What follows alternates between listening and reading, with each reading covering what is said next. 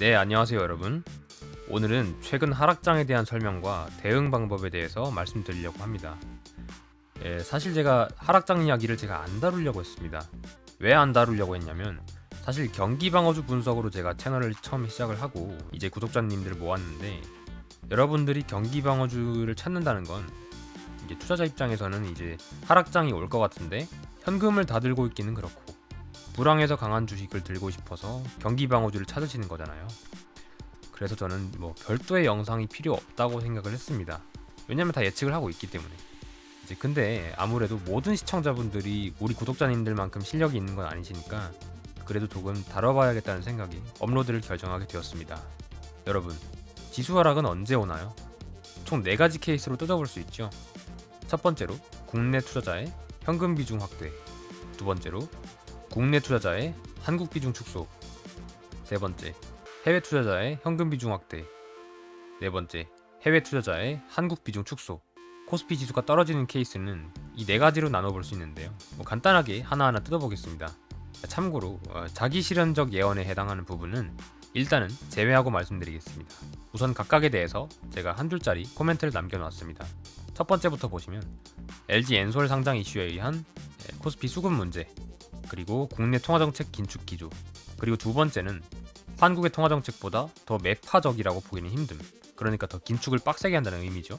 그리고 세 번째, 해외 통화정책 긴축 기조. 그리고 네 번째, 금값 인상을 통해 알 수 있는 위험 기피 심리 강화. 네, 오타가 하나 있네요. 아무튼 첫 번째부터 간단하게 보시죠. 첫 번째, LG 엔솔이 상장을 했기 때문에 이 엔솔 비중을 확대하기 위한 현금 비중 확대, 그리고 한국은행이 기준금리를 올리면서 국내 통화정책이 긴축 기조로 들어가고 있다는 것. 사실 LG 엔솔에 의한 코스피 내 주식 비중 축소 이야기는 제가 LG 엔솔 첫 번째 영상에서 분석을 해드렸죠. 엔솔 비중 확보에 의한 코스피 하락은 4.3%면은 적당하며 코스피가 3000이었다면 2880 정도로 떨어지는 것이 계산상 맞다고 말씀을 드렸습니다. 하지만 이 국내 통화정책 긴축 기조와 엔솔 상장은 같이 일어나는 거죠. 엔솔 비중 확보를 위해서 마련했던 현금을 그대로 들고 있을 것인지 아니면 코스피 재투자할 것인지에 대한 의사결정은 국내 통화정책의 긴축 기조가 지대한 영향을 미쳤다고 볼 수 있습니다. 두 번째, 국내 투자자가 한국의 비중을 축소하는 케이스입니다. 두 번째 케이스는 이제 국내에서 글로벌 자산 배분을 하는 사람 입장에서 봐야 되는데요. 이제 이 사람 입장에서는 한국의 주식 비중을 축소하고 이제 외국 주식 비중을 늘릴 근거가 있는가를 봐야 합니다. 그러니까 이제 미국의 통화정책과 한국의 통화정책을 비교해 보시면은 이 부분에 대해서 알 수 있는 거죠. 이제 한국의 경우에는 이제 한국은행이 미국 연준보다 기준금리를 더 빠르게 올렸죠. 그래서 이제 더 선제적으로 긴축 정책을 펼쳤다고 볼 수 있는데요. 사실상 단기적으로만 봤을 때는 한국의 긴축이 더 강하다고 볼 수는 있습니다만 앞으로의 연준의 기준금리 인상분을 고려했을 때 한국이 더 강하다고 보기는 좀 힘듭니다. 그래서 두 번째 케이스에 의한 코스피 하락은 저는 굉장히 제한적으로 이루어지고 있다라고 저는 보고 있습니다. 그리고 세 번째, 외국 투자자의 현금 비중 확대 케이스입니다. 이거는 간단하게 해외 선진국 증시 현황을 확인하시면 알 수 있죠. 미국, 독일, 일본, 홍콩 증시가 현재 박살이 나고 있습니다. 그러니까 이 대목은 이제 국내 증시 하락이 비단 LG 엔솔의 수급 문제 때문이 아니라 전 세계적인 현금 비중 확대 흐름도 역시 코스피 하락의 원인이 될 수 있다는 것을 알 수 있는 대목입니다.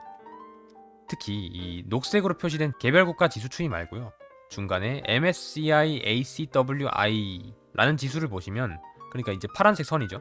이거는 이제 여러분들도 아시는 이제 모건 스탠리가 대부분의 국가의 증시를 종합해서 전 세계 주식 시장의 지수를 하나로 종합한 그런 지수라고 볼 수 있는데요. 그러니까 이 지수만 보시면 전 세계적인 증시의 흐름을 볼 수 있는 거죠. 근데 지금 이 지수가 꺾이고 있습니다. 이제 이 자료를 보시면은 우리나라 코스피 하락이 비단 LG 엔솔 때문이라는 게 아닌 거를 우리가 알 수 있죠. 외국 투자자들이 현금 비중을 확대를 하면 총 자산 대비 주식 투자 비중이 줄겠죠. 그러면 당연히 코스피에 투자한 돈도 당연히 회수를 해가겠죠. 그리고 여러분들 금값 계속 체크하고 계신가요? 네 번째입니다. 외국 투자자들이 한국 비중을 축소하고 있습니다. 그 사실은 금값을 보고 알 수 있는데요. 이 금값이 알려주는 것은 굉장히 단순 명료합니다. 첫 번째, 투자자들이 얼마나 물가 인상을 두려워하냐. 그리고 두 번째, 얼마나 투자자들이 쫄아 있냐입니다. 근 1년간 금값이 이제 계속 오르고 있는 상황인데 사실상 이제 물가 인상에 대한 기대는 이미 작년 하반기부터 반영이 되어 있다고 생각을 해보면 투자자들 많이 쫄아 있고 계속 더 하락장을 무서워하고 있는 상황이라고 볼 수 있죠. 우리나라 증시는 아까 보셨던 미국, 독일, 일본, 홍콩보다 더 후진적인 증시로 평가를 받고 있습니다. 이제 후진적인 증시라는 게 뭐냐면 더 위험이 커서 더 많은 수익률을 보상해 줄 것으로 예상되는 증시라는 것을 말하는데요. 그러니까 다들 쫄아있기 때문에 위험한 증시인 한국의 투자를 좀 덜하고 있는 모습이라고 이해를 하실 수 있습니다. 네, 그리고 종합해서 말씀을 드리면 2번을 제외한 제가 말씀드린 세 가지 요인은 각각이 코스피 지수 하락에 영향을 미치는 독립적인 원인들입니다. 네, 근데 코스피 하락을 견인하는 원인들은 이게 끝이 아닙니다. 실제로는 이것에 더해서 자기 실현적 예언 효과가 작용을 하는데요. 네, 사진을 보시죠. 저는 이 동물이 무슨 동물인지 모르는데 이 내용은 알거든요. 어떤 사람이 상사한테 이런 말을 한 거죠. 내일 너 잘린대, 이런 얘기를 했습니다. 근데 이제 그 상사는 거기에 대응하려고 이제 다른 회사를 막 알아보고 이직을 하루 만에 해버린 거죠. 근데 실제로 회사는 그 상사를 자를 생각이 없었고 이제 저는 이제 승진을 해버린 거죠. 이제 그 상사 입장에서는 회사가 나를 자를 것 같으니까 본인이 앞서서 본인을 잘라버린 겁니다. 그러니까 이제 자기 실현적 예언은 뭐냐면요, 다른 사람이 어떤 행동을 할 거라고 생각해서 생기는 결과를 오히려 본인이 예측해서 하는 행동이 본인이 우려했던 결과를 불러오는 경우를 얘기를 합니다. 네, 조금 어렵죠. 네, 근데 제가 말씀드린 상사의 이야기를 한번 계속 생각을 해보시면 아마 이해가 되실 겁니다.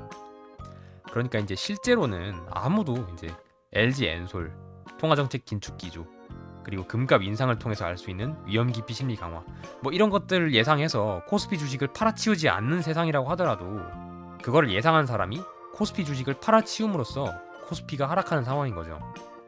그러니까 아무도 쫄아있지 않은데 본인만 쫄아서 행동한 결과가 코스피 지수가 하락할 거라는 자신의 예언을 실현시킨 상황입니다. 생각보다 이러한 효과는 주식시장에 강력하게 작용을 하거든요. 조금 아쉬운 거는 뭐냐면 그 효과를 분리해서 볼 수는 없다는 겁니다. 왜냐고요? 코스피 수치는 막 1000, 2000, 3000으로 되게 1차원적으로 나타나는데 제가 말씀드린 요인은 몇 개죠? 일단 코스피 하락 케이스 3가지에 마지막 자기 실현적 예언 효과까지 총 4차원이기 때문입니다. 점 위에다가 지구를 올려놓을 수 없잖아요. 그러면 이때까지 코스피가 왜 하락한지는 이해를 했는데 이에 대해서 이제 어떻게 대응을 해야 할까요? 그냥 손 놓고 있을 수만은 없죠.